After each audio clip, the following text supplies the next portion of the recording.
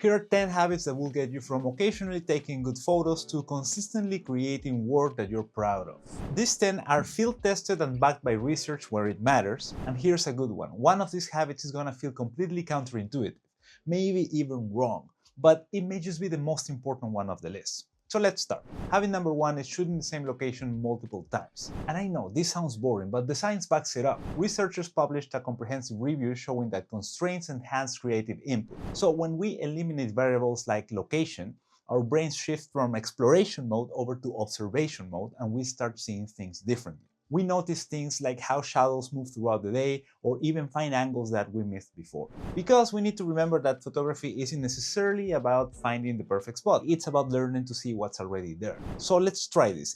Pick one location and commit to shooting it once a week for a month. Bonus points if you do this at different times throughout the day. The constraints you set out for yourself will force creativity that you didn't even know you had. By the way, I'm Cesar and I juggle work in tech as a product manager with photography and content creation. So I myself don't have time for habits that sound good but don't actually work. Subscribe to my channel if you're interested in this kind of content. Habit number 2 is review your work the next day or even later, but not immediately. When we review images immediately after shooting, we're biased by the emotion and the effort that they took. We love photos because we remember the struggle to get them and not necessarily because they're actually strong. Research, again, demonstrates that temporal distance actually improves decision making because it reduces emotional bias. This is called the construal level theory. So the further we are from an event, the more objectively we get to evaluate it. Let's try this. Give yourself at least 24 hours before your first review, and of course, you need to keep it flexible because you may be under a deadline and you don't want to miss that. You'll notice that you'll delete half of what you thought was brilliant and you'll discover images you almost overlooked. Habit number 3 is limit yourself to one lens per shoot. Photography legend Henry Cartier-Bresson shot almost everything with a 50mm lens. And it was not because he couldn't afford another lens, but actually because limitations breed mastery. Eliminating choice makes us stop thinking about just gear and start thinking about things like composition, movement, timing. So this is similar to the location limitation I just talked about. We learn to work with what we have. So for the practical part, try picking one lens before you leave. Zoom lenses count, but the challenge is in actually choosing a focal length at the start and committing to it. And the goal is developing our spatial awareness, and it actually will more than we think. Habit number 4 is create a shot list before every session. Now this one's especially useful if you're doing shots for clients, but also can work in ad hoc photography like street photography. The point is that walking into a shoot without a plan relies entirely on inspiration showing up. And let's be real, inspiration is unreliable when you only have limited time to shoot. Goal setting actually improves performance across all domains. Specific goals outperform vague intentions every time. So for the practical part, before every session, let's spend a few minutes writing down 5 to 8 shots that we want to capture. Let's try to avoid things that are vague, like cool portraits. But actually we need to be a bit more concrete. We need to write things such as subject backlit by window and focus on hands, something like that. This pre-work primes your brain. And even if you don't get every shot in your list, you'll be more intentional with everything you capture, which in the end will also help streamlining the editing process.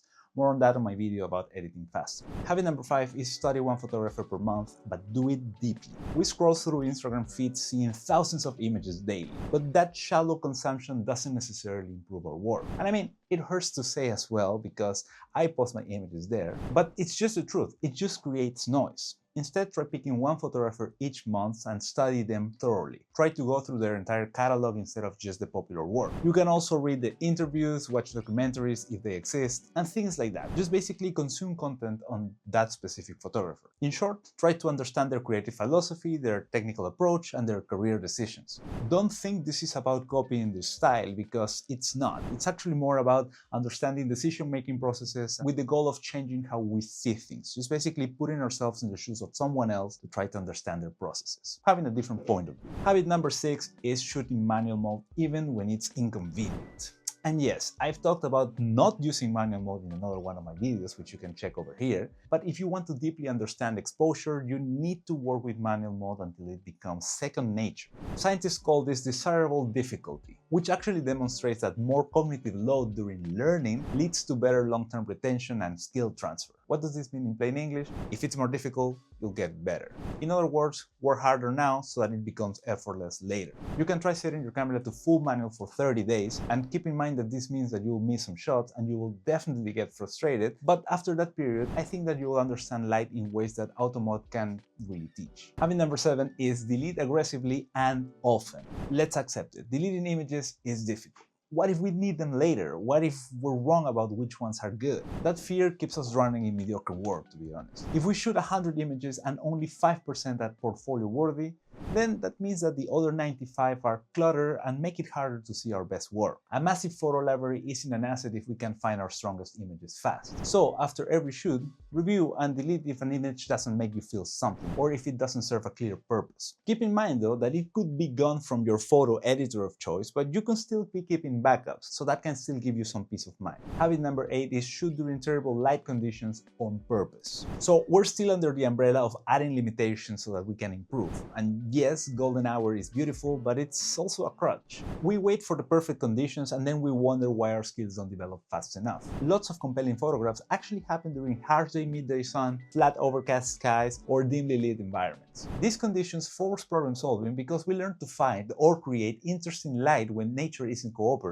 So schedule a shoot specifically during difficult lighting. For example, noon on a cloudless day, dim artificial lighting, or harsh sunny days. The point is to make it work anyway. This aims to develop technical skills and out-of-the-box solutions. And then we go to habit number 9, which is print your work even if nobody sees it. The harsh truth is that digital photography has made us a bit lazy. We shoot thousands of images that live on hard drives and never leave the screen. And there's just something about holding a physical print that changes your relationship with your work. Because colors just look different and even flaws become a little bit more obvious. There are some strengths and weaknesses that are revealed that we can just not see on a monitor. And don't get it wrong, we don't even need an expensive printer. As I mentioned in a video about printing, which you can see over here, you can order cheap prints online or just go to your local photo store. You can start with the 5 best images from last month or last quarter if you want to keep it simple, then put them on your wall or basically just live with them around you. You will learn more from just being exposed to your work for 1 week than from scrolling through Lightroom catalogs ever so often. And before I go to the last point, I want to know which one of these habits are you committing to this week? Or maybe you have another habit that I haven't even mentioned. Drop it in the comments because I would love to know. And if you're finding value in this, hit that like button. It generally helps more photographers who need these systems find this content. Now let's get to habit number 10, which is show up even when you don't feel like it. This is the counterintuitive one that I mentioned at the start. Every habit before this one assumes you're actually shooting. But sometimes we don't have a consistency problem because we lack motivation. We actually have a consistency problem because we wait for motivation to show up. And let's be real, it never does reliably. Psychologists at the University College London published research showing that it takes an average of 66 days for a behavior to become automatic. 66 days of constant repetition. That means you need to show up even on days where inspiration is nowhere to be found. Actually, especially on those ones. So schedule non-negotiable shooting time weekly. Put it on your calendar like it's a work meeting.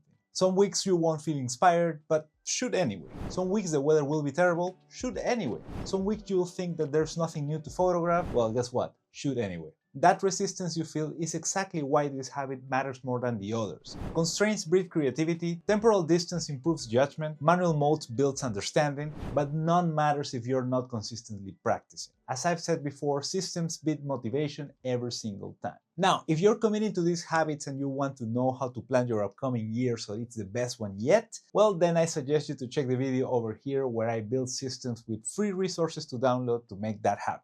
See you in the next video.